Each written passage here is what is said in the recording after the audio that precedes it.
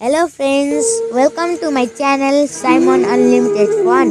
Today in this video I will show you that how a Windows Chrome has this